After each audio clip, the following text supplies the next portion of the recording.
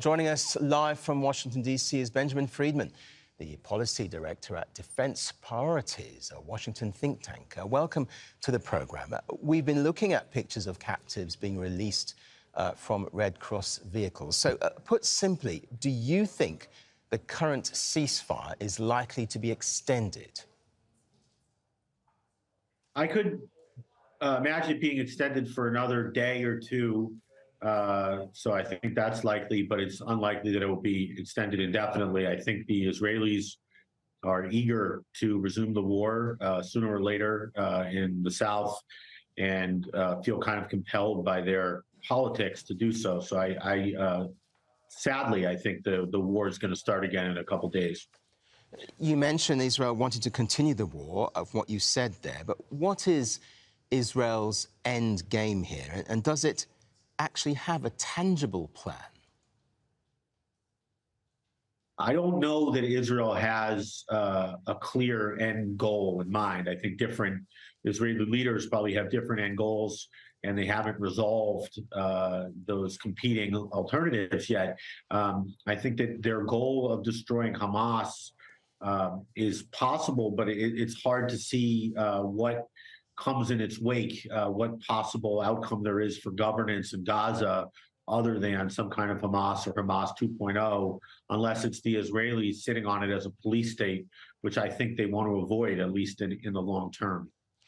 Is the US exerting anything like the amount of pressure that would be needed to stop Israel resuming its military campaign? No, the U.S. said, for example, the other day, Tony Blinken said, when Israel resumes the war in the south, they must, he used the word must, take more care to avoid civilian casualties. But when you say must, you really need to put something behind it, like a threat to revoke funding or make funding conditional at a minimum. And that's just in the event they resume the war. So I think the United States is pushing for a longer ceasefire, or even a permanent one behind the scenes. CIA Director Bill Burns in Qatar may be doing that, but we're not willing to put much behind it to make it happen, to force Israel, in a sense, to do it. And Antony Blinken was speaking not long ago at a press conference in Tel Aviv, where he basically said that Hamas cannot maintain control in the Strip. So if not Hamas, then what? Well, excuse me, the Israelis are looking at, I think, a couple options. One, there's been a lot of talk about a PLO leader being put into Gaza to govern, or PLO governance. I don't know how realistic that is, though, given that the population of Gaza that remains is likely to be radicalized and even less supportive than they would have been before. And they weren't very supportive then of a PLO leader. So I don't think that's very realistic. And then there's been a lot of talk about peacekeepers from the West, but I struggle to imagine what Western nations or any nations will sign up to send their peacekeepers in there under present circumstances. So I think, as I said, we're really looking at two options: one, Hamas 2.0 governing in some form, or Israel sitting on Gaza indefinitely. You mentioned present circumstances there. I mean, with all of this, has there been enough consideration to the humanitarian cost, which has been extraordinary? Well, of course not. I mean, I think the humanitarian cost is unacceptable.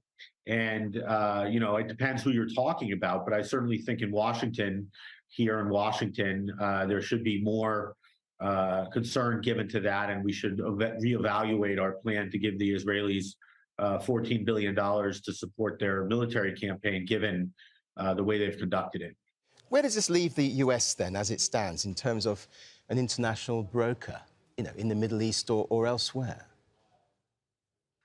Well, I think that the United States' ability to be seen as an honest broker in Israel, between Israel and the Palestinians, has been questionable for a long time, not just recently. And I'm not sure how much that matters in other regions. I think, power matters a lot more than people think you're being totally fair. That's the sort of the sad truth of it. But certainly, if you're expecting the United States to be the unbiased referee here, I think you're going to be waiting for a long time. I don't think that's going to happen in Gaza or even more broadly in the region. Is President Biden under any pressure then domestically when you consider that an election isn't that far away? Well, I think that Biden is under some pressure from voices within his administration who are appalled at the way the war is going.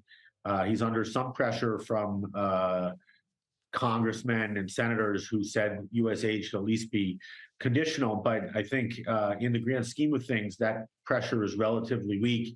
And what he's really looking at is a general election campaign, probably against Donald Trump, who will be even more supportive of Israel. And so that's sort of the way the pressure is hitting him mostly, and what he has to think about in terms of his political prospects. We'll leave it there. Benjamin Freedman, thank you very much indeed for joining us here on Al Jazeera.